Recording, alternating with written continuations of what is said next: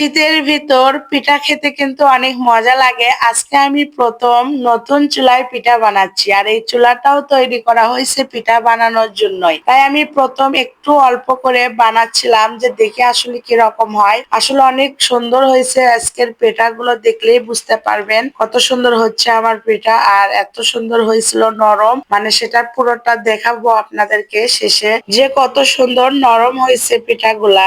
আর প্রথম যেহেতু বানাচ্ছি অল্প করেই বানাচ্ছি, বানিয়ে আগে দেখতেছি আসলে কি রকম হয়। আর আমার এটা খোলা এই তো বেলগনি, এখানে বসে বসেই তো রাতের বেলা পিঠা বানাতে ভালোই লাগতেছে। আপনাদেরকে দেখাচ্ছিলাম এই তো রাস্তাতে গাড়ি যাচ্ছে, উপর দিকেও দেখেন খোলা। আমি এটা দিনের বেলা একদিন সুন্দরভাবে দেখাবো, এটা কথাই বানাচ্ছি আমি। অনেক ভালো লাগতেছে পিঠা বানাতে। আমার পিঠাগুলো আজকে অনেক ভালো হয়েছে। আর আপনাদেরকে কেমন লাগলো আমার পিঠা বানানো অবশ্যই কমেন্টে জানাবেন। আর এই তো আমার পিঠা দেখেন কত সুন্দর নরম হয়েছে, আর কত সুন্দর দেখতে, দেখেন কত লোভনীয়, অনেক সুন্দর হয়েছে মাশাআল্লাহ। আমি এখন একটু অনেক সুন্দর পিঠা বানাতে পারি দুধচিতই। আজকে এই পর্যন্তই। আমার পিঠা বানানোর ভিডিওটা যদি আপনাদেরকে ভালো লাগে অবশ্যই লাইক কমেন্ট শেয়ার করতে ভুলবেন না।